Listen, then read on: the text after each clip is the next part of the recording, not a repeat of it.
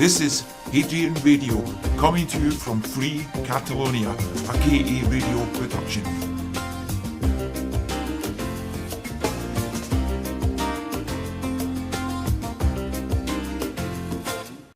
Hello, good afternoon, and welcome to Radio Hadrian Week 6. To those people listening from Catalonia, bona tarda, benvinguts a Radio Adria, setmana 6. If you wanted to suppress a people through future generations indirectly without practicing actual genocide, which would be rather noticeable, how would you do it?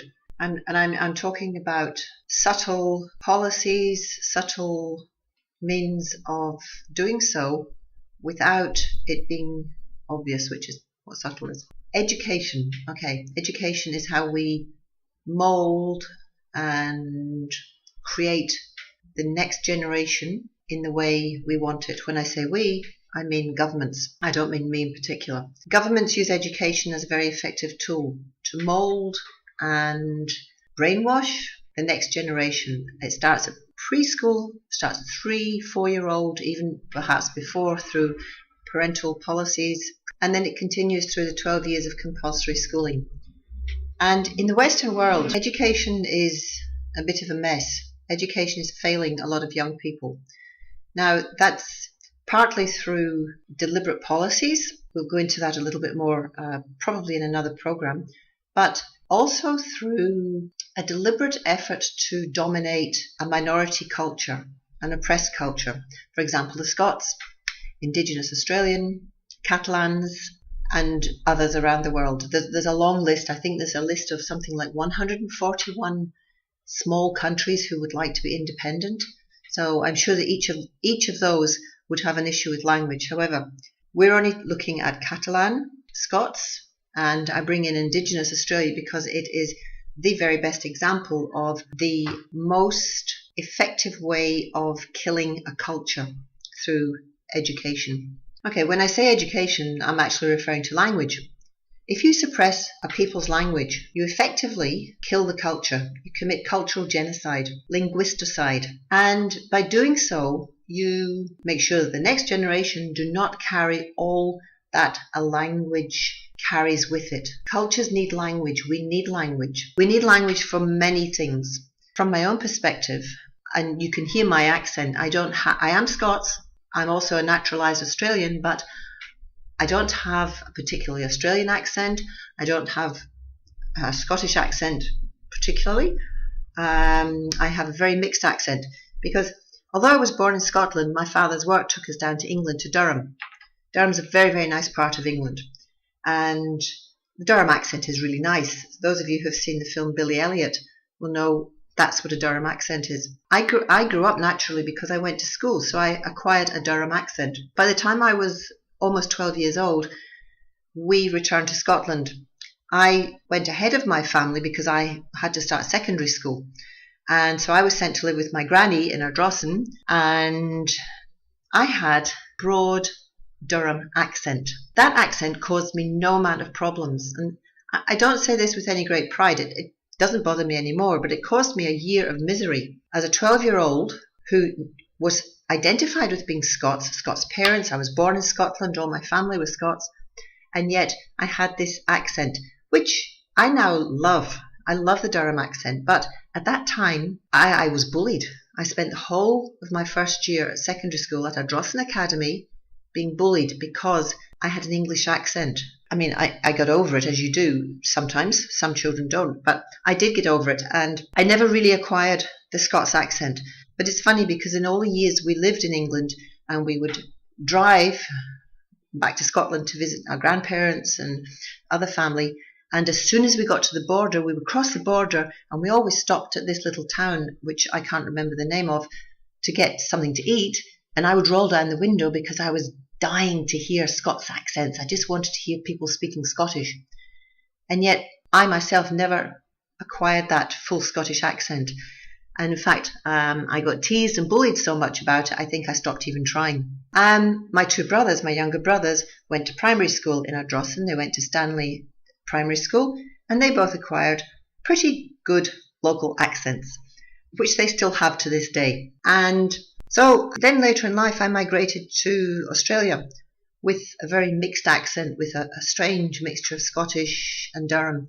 And over the years in Australia I acquired not an Australian accent, but certainly Australianisms. I acquired some intonation, some words. I don't know if they come out here or not. So one of the things that happened to me in Australia was not being able to be understood.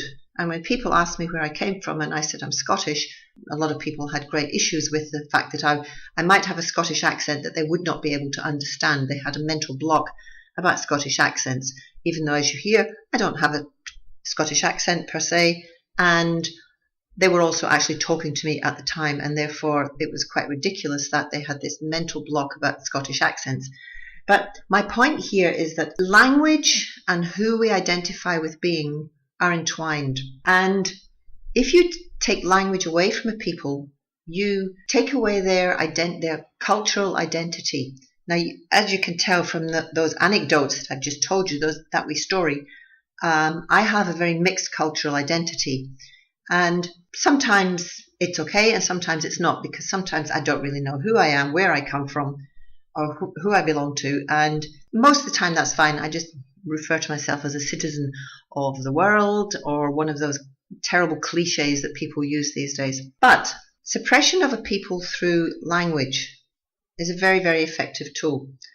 And Scotland was subject to this. The Scots were subject to this for over 300 years. And despite being subject to language oppression, language prohibition, and therefore subsequent cultural oppression, there are still 1.5 million people in Scotland who identify with Scots, or Lallans, as it's officially known, as either their mother tongue or their second tongue. So oppression didn't quite work. And in fact, the number of people identifying with this has probably grown, although it's hard to tell because this question was only included on the 2011 census. This was the first time people were actually asked, do you identify with Scots? Previously, Scots did not enter into any census questions. The Gaelic language did, but not Scots. Now, Scots comes from, I think I mentioned this last week, it comes from the lowlands. Lallans means lowlands.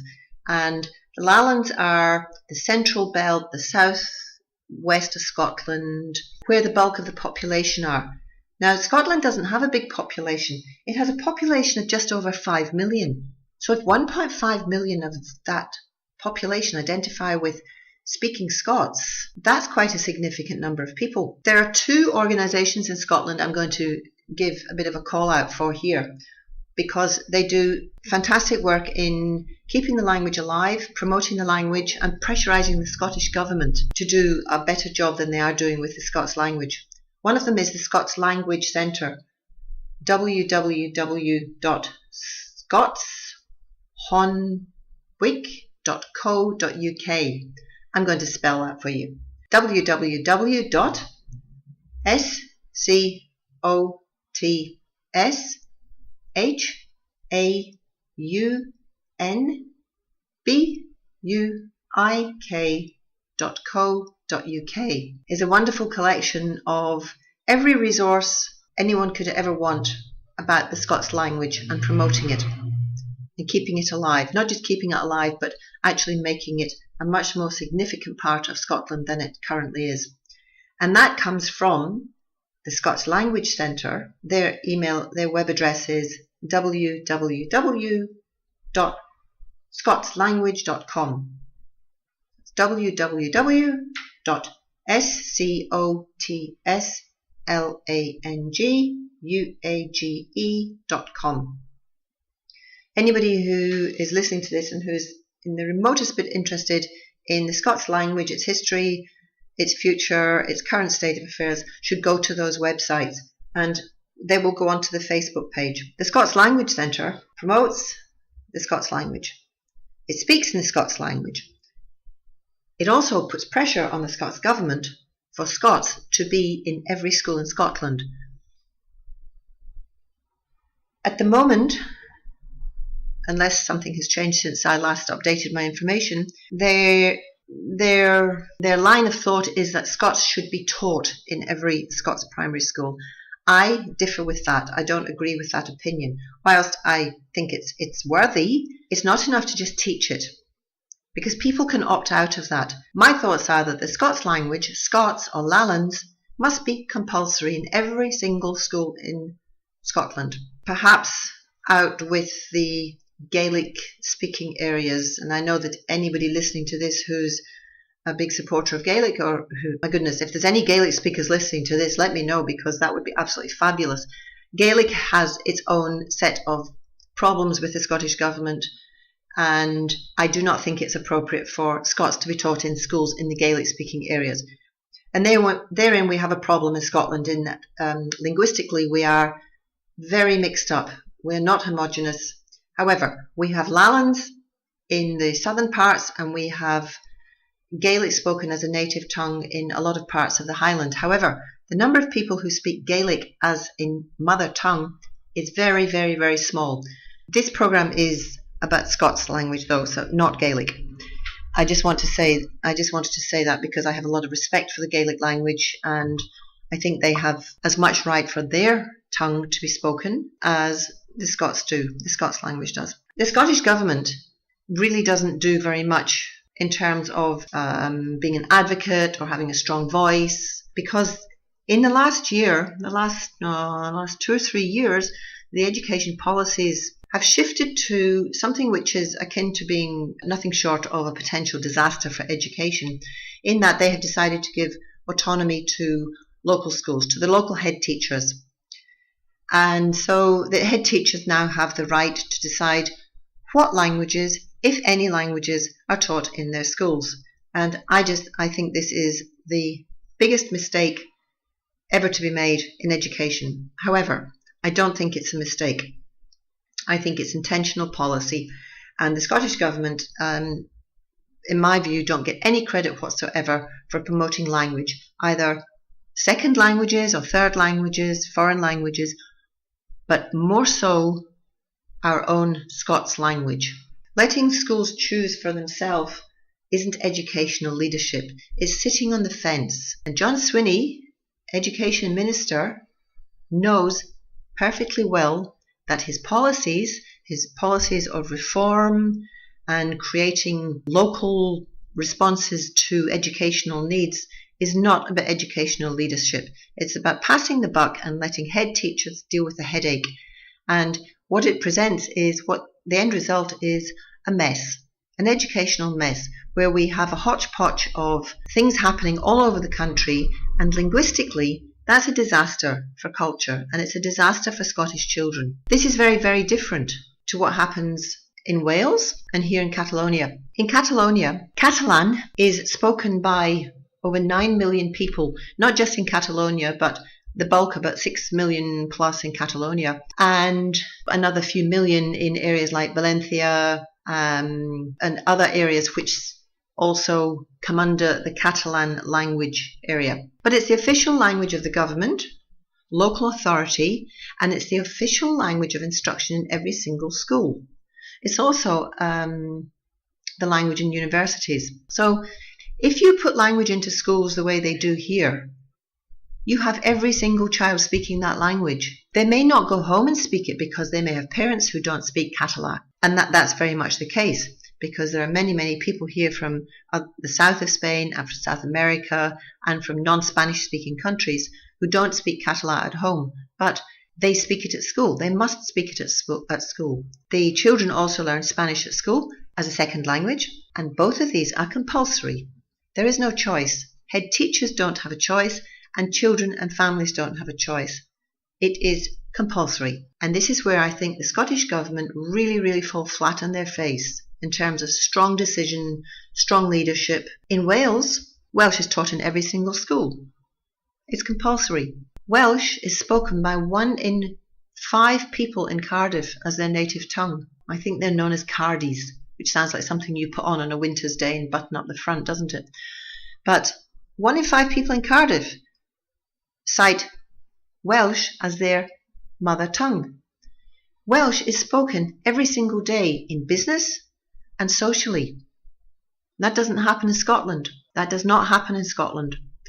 And the basis for the problem comes back to schools. Everything comes back to schools all the time. And the Scottish Government have a lot to answer for in two things. One is the Curriculum for Excellence, which gives schools the capacity to teach about Scottish culture and to teach about Scottish language. I mean, it's Scotland. That goes without saying. Of course they should be teaching that, but it should be integrated into the curriculum, not taught as a separate subject. And the language, leaving it up to head teachers who already have enough on their plate, who have massive workloads and who do not get paid enough money for that workload because they're doing the government's job for them to then have to juggle around languages and think, what language should we speak? Oh, we'll do this one this year, maybe we'll do another one next year if that doesn't work. That is not how language policy should be. Again, I just mentioned briefly, and I hope I'm not rambling too much. I just want to make sure that any Gaelic speakers or anybody who feels passionate about the Gaelic language who's listening, do not think for 1 minute that I am neglecting or ignoring the Gaelic language. However, I will say this. Much as I love Gaelic, it is a beautiful, beautiful language, and it's very important. It's a very important language which has suffered linguistic genocide. It is spoken by, as a mother tongue, it is spoken by something like around 2,000 people. Now, it was once spoken by many, many more people, and linguistic genocide through history has made sure that it is a very, very minority language. It has been revived, but in terms of native speakers, there are so few native speakers that it isn't possible to suggest that Gaelic should be the language of instruction in all schools in a particular part of Scotland. And I know last week I mentioned that Scotland is like a divided country. We have the Highlanders in the north and the Gaelic-speaking communities, and then we have the Lowlands down in the south with quite a different culture. So, with all due respect, I don't believe that Gaelic can form a main language in Scotland. However, Gaelic speakers are not going to be happy about their children being obliged to learn Scots at school. So my thoughts are that the Scottish Government, John Swinney, should very clearly state that all schools will teach in either Gaelic or Scots as the first language, the language of instruction. Every subject in Scots or Gaelic, depending on their geographical location, and English as a compulsory second language. Young children learn languages very, very easily. Their brains work fluidly and they acquire language very, very easily. There's no point in waiting till children get to secondary school before offering them Scots as a language or Gaelic as a language. It needs to be done as early as possible and alongside English, because I'm not advocating that Scots should be taught to the exclusion of English. English is a world language, it's a very dominant language, and to get on in this world, you have to be able to speak very good English. So I strongly believe the Scottish Government should, as I just said, allow schools, not allow schools, make schools. It should be mandatory for schools to instruct in either Scots or Gaelic with English alongside. Now, how you do that is then perhaps up to head teachers with support from the Scottish Government, if they choose to give that, which these days I think they give very little support to schools. If you can split the curriculum up, you can decide that some subjects will be taught in English and some subjects will be taught in Scots, but the majority would be taught in Scots. Or you can make every subject be taught in Scots with English as a unit of its own, a compulsory continual unit of its own. No child would suffer under that, no child at all. They're exposed to English on a daily basis. Their English would advance. And in fact, it's well known, it's well documented that if you can learn one language a second language, you can learn more. So here's a thought. The Scottish Book Trust, another wonderful organisation that promotes the Scots language, particularly in schools and through literature. They give 5 reasons on their website as to why Scots should be taught in schools. I have to say I disagree with the idea of the word taught, teaching it. It should be ingrained into the curriculum. However, the reasons are good. So the Scottish Book Trust say, number 1, it develops skills in language learning. 2, it gives pupils confidence to contribute and to express themselves. 3, it helps pupils to apply and appreciate culture to their everyday lives. 4, it helps create effective contributors to society. And 5, it's fun. And I would add that it's also inclusive, because in Scotland there's an increasing number of migrants, people who come from obviously migrants come from other countries, and these children bring with them a different mother tongue. So when they are faced with having to learn languages in a classroom alongside their Scots counterparts, they can often feel kind of excluded, because they're dealing with their own mother tongue, they're dealing with acquiring a new tongue, and alongside their Scots counterparts, if they're all learning the same new language, because a lot of Scots children don't speak Scots anymore. It's been squashed, it's been pushed out. So if they're all learning the same language, then they're all in it together. So it allows those migrant children to feel included, because they are not at a disadvantage in terms of already having Scots. However, having said that, there are, obviously with 1.5 million adults on the census who identified with speaking Scots as their mother tongue, there's obviously a lot of children at home who speak Scots as a mother tongue. When I was at secondary school in Ardrossan, at Ardrossan Academy, Scots was banned. We weren't allowed to speak Scots. I was very lucky. I heard it at home, even though I never quite fully acquired the tongue. I heard it at home from my grandparents, my parents, and I had a wonderful teacher. Her name was Helen Dick. And in my 3rd year at secondary school, she said to us, you know what? We're not going to worry about what we're supposed to do. And we are going to speak Scots in here. She was our English teacher. We're going to speak Scots in here. We're going to read Scots literature.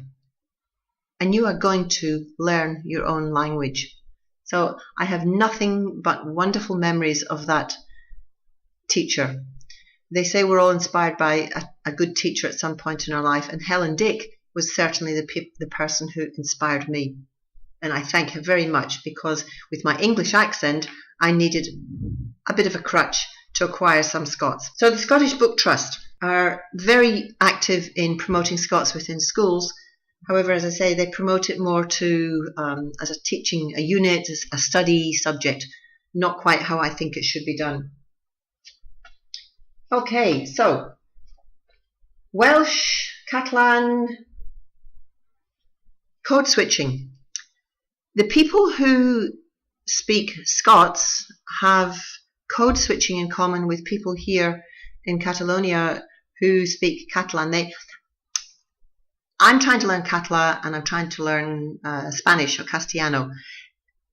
It's probably a crazy idea to try and learn them both together.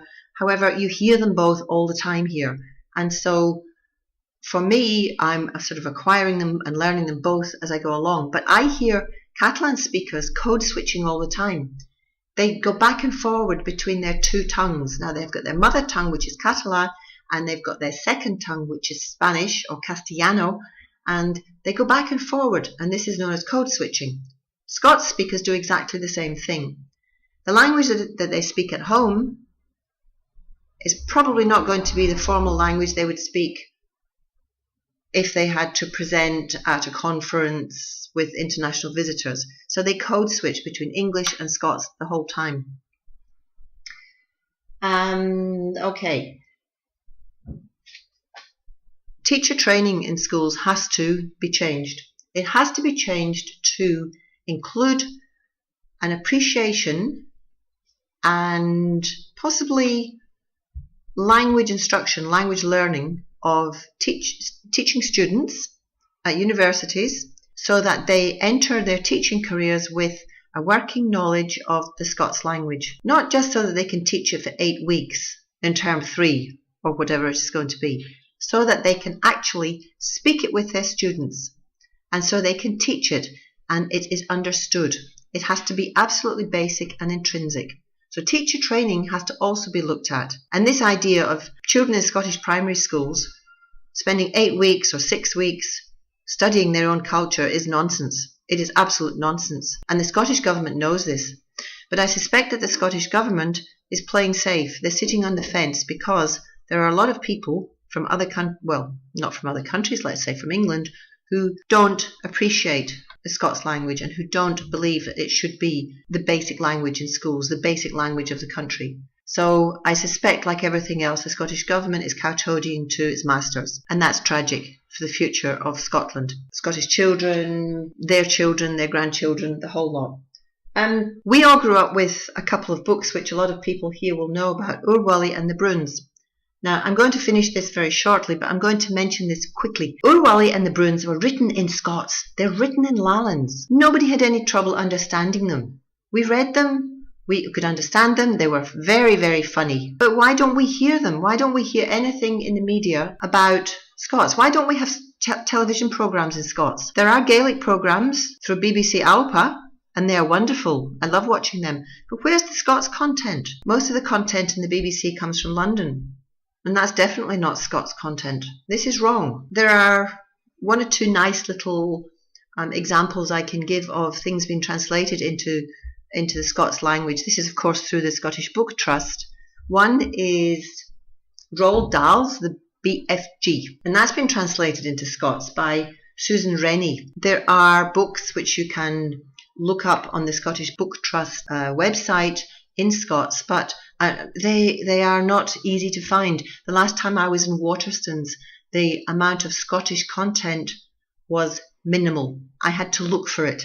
That was in Sucky Hall Street in Glasgow. That's pitiful. The major bookseller in Glasgow does not have an obvious Scottish content section. In fact, if I remember right, it came under British. The European Charter for Regional and Minority Languages, 1992, was ratified by the UK government, and therefore Scots, along with Welsh and Gaelic, are supposed to be not only protected but promoted. The Scottish government have a responsibility in this, and they are not upholding that responsibility. If they want Scotland to stay in Europe, they need to do something about that, because in Europe, language learning is par for the course.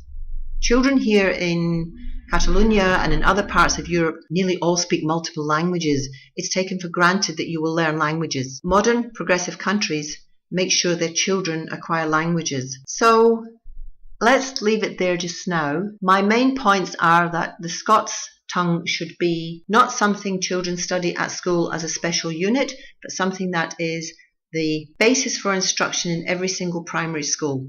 The Scottish Government have responsibility for this.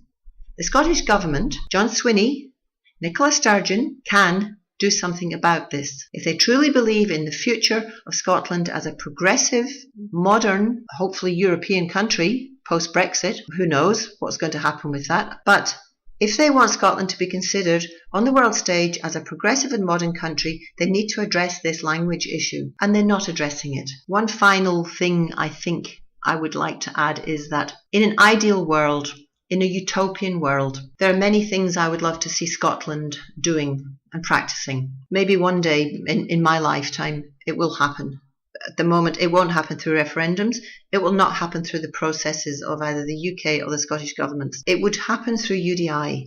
It would happen through the people taking control of their own destiny. And in that utopian world, I would like to see, in terms of language, 1, Scots and Gaelic as the language of instruction in all Scottish primary schools. 2nd, English as a compulsory second language taught alongside Gaelic and Scots as the language of instructions, just as it is done here in Catalonia. 3rdly, what I call LOTE. This is an Australian expression, language other than English, or in this case, Scots or Gaelic. And here's an idea. Sign language. I speak sign language because I worked with children with disabilities for years. It's a language. It's a world language. How about that as an additional language? Or how about Esperanto? So we do away with schools needs to choose French over German, over Spanish, over Chinese, which is increasingly popular in European schools. And we teach Esperanto, which has no borders.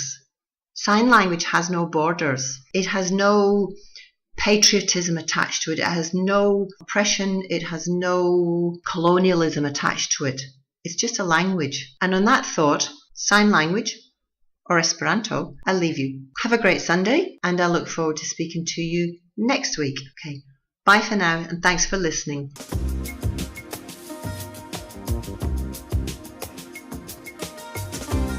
This is Hadrian Radio, coming to you from Free Catalonia, a KA radio production.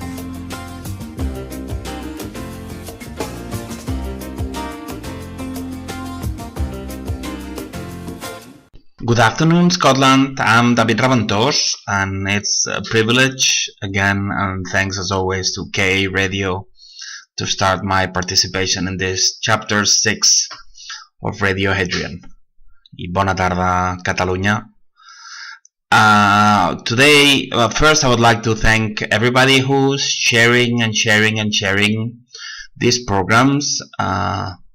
We are sure that in 2018 both Catalonia and Scotland are going to be independent, but not through the processes that are offered to us. And then these programs will become a humble but relevant part of the fight we're doing. So please, we need everybody in Scotland and Catalonia to listen to the things we're being said here, because it's truths that are hidden from everybody. Mainstream media don't want the truth to come out. They're there to avoid it. So please, keep doing what you're doing, keep making this family grow, and keep spreading the program. Today, I would like to speak about the Spanish royal family. Then I would comment as well on the exhumation of the body of Salvador Dali that happened this week.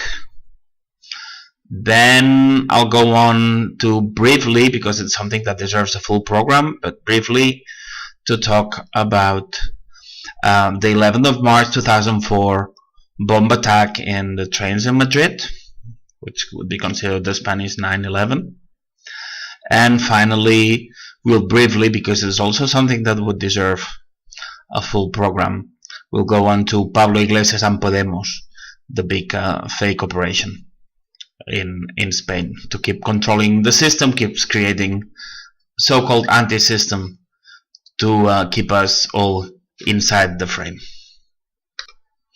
Without more delay, we go with the first topic, which is the Spanish royal family. The Spanish royal family that has been in the person of Felipe VI, Philip VI, and his wife Letizia, formerly a news anchor in Spanish television. In a further program, we'll talk about the too intimate relation between journalism and politics nowadays. Catalan President Carles Puigdemont is a journalist. Letizia Ortiz, the Spanish Queen, was a journalist. The leader of Scottish Tories, Ruth Davidson, is a former journalist. So one day we're going to go into this too cozy relationship between fields that should be apart, because we should trust journalists to tell us about the bad things that power does. But if they're in bed together, literally in these cases, how can we expect them to tell us the truth? But Spanish royal family has visited United Kingdom. And we're not going to go in detail about all the wrong things about a figure or an institution which is so out of fashion as royalties and the royals. But specifically, I want to go into the Spanish royal family because it has a story that, especially for us Catalan, cannot be more disgusting. The present family now, the Bourbons, was instated in Spanish throne in the war in the beginning of the 18th century, where Catalonia lost the war, 1714, the fall of Barcelona, and then Philip V, which is very nice, and now we have Philip VI, which really shows how much they care about Catalans feeling good with his monarchy. So that was the beginning of Bourbon family. Jumping a lot in history, we had Franco giving a coup in 1936 to kill what was the Second Spanish Republic, and after 40 years he reinstated monarchy. So actually it's like, well, he won the war, and 40 years after he put his heir in the throne in the person of Juan Carlos I, and this king, and well, that's not gonna grant me a lot of friends in the Spanish establishment, but hey, we need to tell the truth, not to play safe.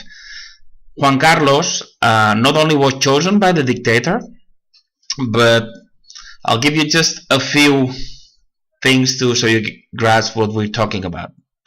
First thing, he betrayed his father, because it should have been his father who should have been king.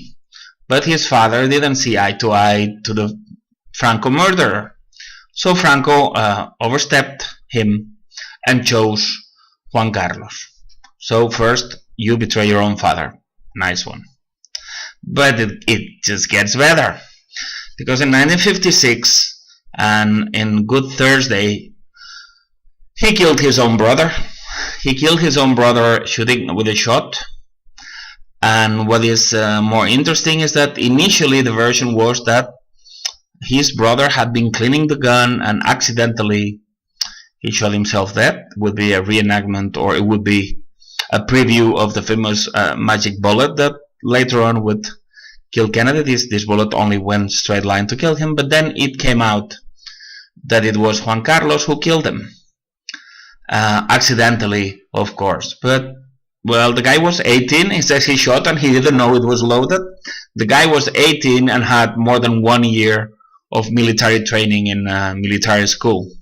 And you know what? That gun was a present from Francisco Franco himself. If you saw it in a film, it would be hard to believe. Well, that's the truth. In 1975, he gets reinstated at the death of Franco. And we jump to 1977, when the young actress Sandra Mozarovsky, and in stories that have been in several books, including relevant historians, well, this young actress is deemed to have been pregnant of Juan Carlos, and she accidentally, when she was pregnant, fell from the balcony and died after 22 days in a coma. He's a bit jinxed, this person. It better not get close to him, because everybody around him dies very young, because his brother was 14 when he died. Sandra Mozarovsky was only 18. And to the last years, he's been in the center of all kind of scandals. His brother and his son-in-law should be in prison, but hey, he escaped at the last minute. His daughter claimed not to know what she was signing in something that has to do with corruption and embezzlement of money. He has had more scandals that we would care to, sexual scandals that we would care to say here. And some years ago, he killed an elephant in a organized safari, very expensive, and all that with money that he hasn't earned working, that's for sure. But the question is that he was the president of honor of the most relevant pro-animal right organization in Spain. So that's the Spanish royal family to you in a nutshell, and that's only what's public and everybody knows. So well, we want them out as soon as possible. We don't want Spaniards to have to put up with this once we're gone, but certainly we Catalans, we don't want to form part of anything to do with Spanish regime or Spanish royalty. The Spanish king Juan Carlos, now the because he abdicated 2 years ago, and now we have Felipe VI. It links with the second theme today, which is Salvador Dali, because he is deemed to have one daughter and one son out of wedlock, that, considering everything that has been told about his life, and well, he's also related to the coup in 1981 that didn't work, and he's supposed to be the main partner with Jordi Pujol, which has some big scandals as well. So he ticks every box in the things you shouldn't do. But there is one woman in Belgium and one Catalan guy claiming and having ADN proof that they are the siblings of Juan Carlos, but they don't allow to give it, because it has some really serious implications. Because Spanish Constitution in 1978, as it could be no different, establishes that there's no distinction between siblings in and out of the wedlock, and the Catalan guy happens to be older than the current king now, so actually he should be king of Spain. So of course you can imagine powers that be moving everything in their power to avoid this guy being recognized as king. This thing of affiliation and paternity claims and ADN proof links to one of the big issues going on in Catalonia. Catalonia now, in 70-something days, there's going to be a referendum, so everything is happening at the same time, because they have to keep our attention out of, these people that have one bowl, I don't know the word in English, but they call trileros in Catalonia or in Spanish, where they have a bowl and they move it under 3 goblets, and you never guess where it's right, because they want to keep your attention out of it. Well, the same thing is going on in Catalonia. Everything is happening at the same time, so we don't pay attention to the fact that we have 72 deputies in Spanish Parliament, that they compromised, they would declare independence if there were 68, and they're not doing it. And to keep lying to 7.5 million people every day for years, every day they need to invent something, and they're changing governments, and then you had the police going inside Catalan Parliament and Catalan presidency, and you have Neymar getting an offer from Paris Saint-Germain, and you have everything is going on at the same time. Well, but one thing that has happened these days is that Pilar Abel, a 61-year-old woman living now in Girona but originally from Figueras, has presented a paternity claim to the Spanish state related to her claiming to be the daughter of the genial and magnificent artist Salvador Dali, the master of surrealism. And we have to say that the story we're going through really couldn't be more surrealistic itself. Because Dali has a story of several biographies that he was a voyeur and that he only had sex once with Gala, and in some others he is claimed to be homosexual. So everything about his sexuality puts us off the idea that he might have fathered somebody. But then a woman, 61-year-old woman, claims that her grandmother 50 years ago told her that that famous man was her father, and it seems that her mother has established that fact too. So there's been a big case because he's been dead for 28 years. He was embalmed with his famous mustache pointing at 10 past 10, and she has been granted rights, or the court has opened last Thursday. They opened the grave, which happens to be in the middle of the hall in the theater museum in Figueras, and they extracted the typical things: hair, skin, nails, and 2 bones to compare with the ADN that has been extracted from that woman. We are not gonna position ourselves in this because we normally don't talk about things we don't know for sure, and the information here we only have from public information, and as we know, public information is just disinformation. So they've mentioned that this woman is a fortune teller, which seems to be true, and that she has lost already some court cases and some things. But the question here, as always, is that we cannot know what the truth is, because we know, and I know better than most, because the Spanish state invented that I had a mental illness to put me away. So in this case, we're not just talking about name, memory, and family rights. We're talking that she will be the heir of the inheritance of Salvador Dali, which is valued in millions of euros and thousands of millions of euros, maybe.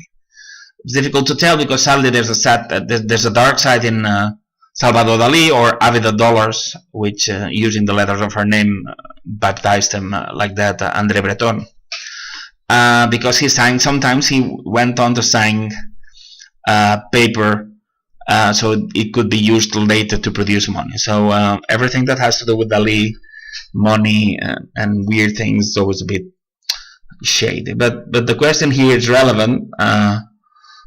If this woman, if this Pilar Abel happens to be the legitimate daughter of Salvador Dali, apart from the scandal or the stories or the rivers of ink that would run, she would have the right to 25% of the works of Salvador Dali as her legitimate right, and everything else, and it has been given to Spanish government. So now we have here a clear case of Spanish government against one person. So we'll wait. The court case is going to be in September, so in September we'll let you know what the case is. But that's been big news, and with international relevance this week here from Catalonia. Next issue in today's program is the attack of the 11th of March of 2004 in trains in Madrid, which caused 192 deaths and more than 2,000 people were injured. As we always do when we talk about these things, the first thing is that if somebody lost somebody there, our utter respect.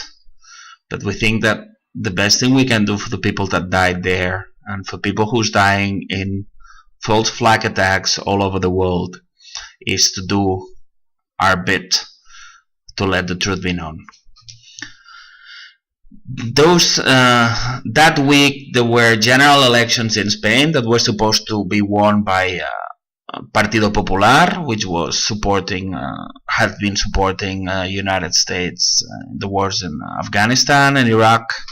It was a peculiar moment because some think tanks in the United States said that the only way that George Bush, who was behind in the polls with John Kerry, to retain government would be that there was a big attack in Europe. And not only that there would be a big attack, but that attack would cause the fall of a government. So then we have to remember that George Bush started by all those weird shenanigans with Al Gore and the elections in Florida that the brother of George Bush happened to be governor of. Then 9/11 that we won't go into here, and that started war in Afghanistan and later on brought the war in Iraq. And we talk about the moment that he was behind in the polls and people kept dying there in these wars. We mean Americans, of course. The unpeople, as John Pilger calls people that don't live in the first world, don't matter, but American soldiers were dying, so the position towards the wars was going down. So in that circumstance, then the attack in Madrid happened. But it was not only necessary there was an attack, it was needed that there would be a change in government. The think tanks that made the survey were that specific. And we have to say that everything is as shady as in 9/11. We have to say that those attacks happened, and that's something that is not a conspiracy theory, something that you can check. From the 6th to the 10th of March, the NATO did their CMX drills in several capital cities, including Madrid, where members of personnel of NATO were allowed to go with all kind of equipment through infrastructures, and that is from 4th to 10th of March. And then the very next day there was attack ever on Spanish soil happens the next day. And that just only goes to show how impune, how free from scrutiny, from control they feel they are. They don't even feel they have to discuss this because they have all the media. And people who tell the truth, we can be massacred and closed in places so the truth never comes out, because they did it the very next day. And we have to say that the people that was accused of it happened to be small-time crooks that had been seen in prostitution clubs, so they happen to be a peculiar kind of jihadist, which bear a tremendous resemblance with the people that did or are supposed to have done 9/11 just 3 years before. So all these people seems to have been scapegoats. It's peculiar that we're so perfect in doing the attack and then they committed so many mistakes after. But the truth is as follows. It's not only that because immediately Spanish government led it to say that it was ETA, the Basque armed band, but they did it in such a wrong way that it can only be that they were told by the powers that be that they had to commit political suicide. You don't need, and at the same time they were saying this, Arnaldo Otegi, which was the spokesman of ETA, or more or less the Basque movement, was saying they had nothing to do with it, and Al-Qaeda was claiming responsibility in European media. So Spanish government decided to commit suicide politically. Okay, so they knew it was going to happen. They let it happen, or they made it happen. And then they committed political suicide because the plan was that they were going to lose an election that they had all but won. There was another chapter where in Leganés, close to Madrid, so-called terrorists waited patiently 5 hours till the whole building was evicted from neighbors. And then they committed suicide, which happened to not leave any traces. Bodies were not shown. Blood was not on the walls. And it happens that seems that it was done with C3, which is a military use only explosive. And there has to be a policeman died, a GEO, a member of a special corps group, and always these weird stories. His corpse, his tomb seems to have been profanated by family members of the attackers, so they had to incinerate the body. So there's no proof that this person died there. And the trains were destroyed and everything was disappeared. But the relevant thing here is, well, that was not Al-Qaeda, that was not ETA. They always do the same thing. They put two alternative lies. One has been ETA, the other press saying it was Al-Qaeda, but actually it was neither of them. It was NATO, because it was the only way to guarantee that George Bush would get re-elected. So that's what we're talking. We're talking about murder, organized murder, Gladio B. And the link with the last theme today is because essential to that were actions were through SMS, because we're talking about 2004. Thousands of people were called to surround the offices of Partido Popular, asking to know the truth. And guess what? The people who happens to be in the group where the idea happened were none other than Pablo Iglesias and Juan Carlos Monedero, the leaders of Podemos in the beginnings of Podemos. So how curious that some very young Pablo Iglesias and Juan Carlos Monedero were essential to make the government fall and to give the impression to the world that Al-Qaeda had committed those crimes. So they paid tremendous service to the intelligence services of the Western world.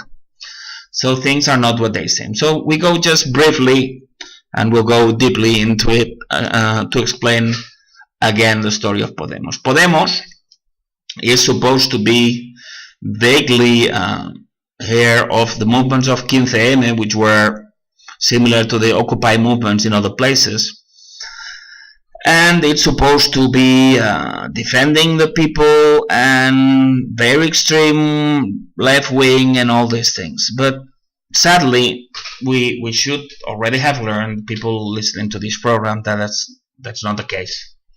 The system, when they realize that there are some people that cannot be controlled with the usual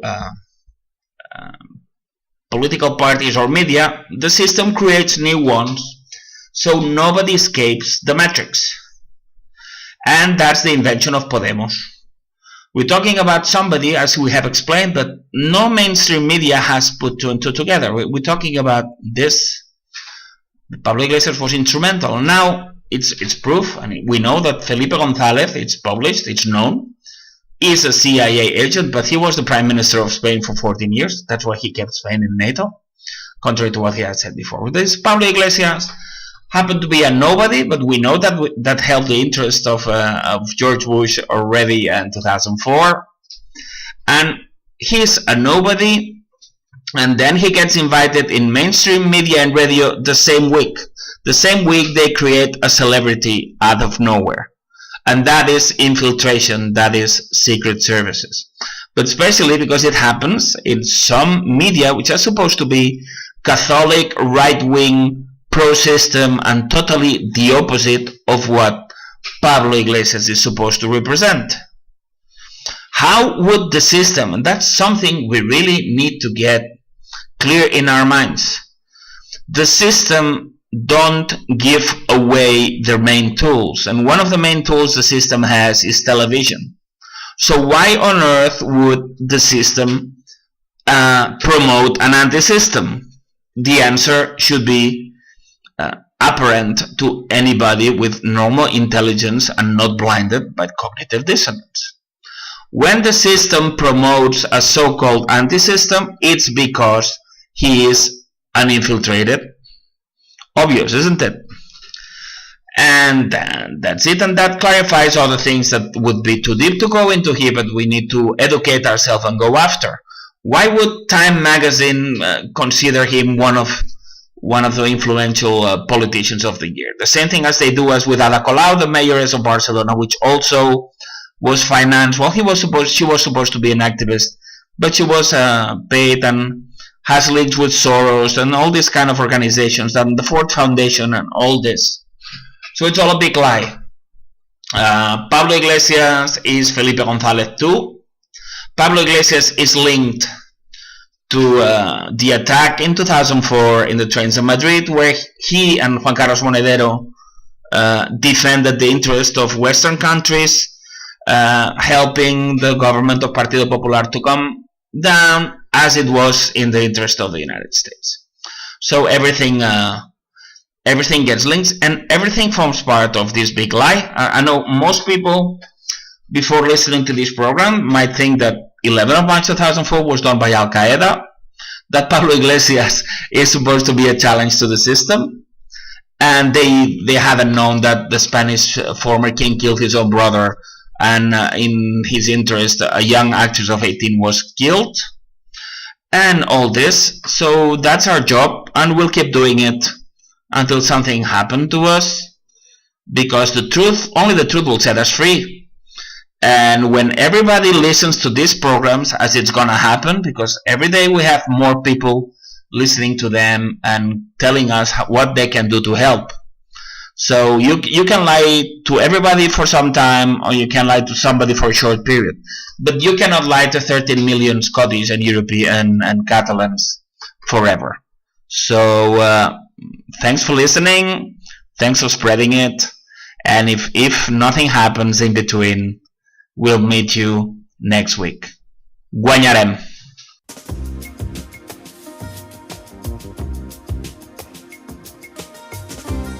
This is Hadrian Radio, coming to you from Free Catalonia, a KA radio production.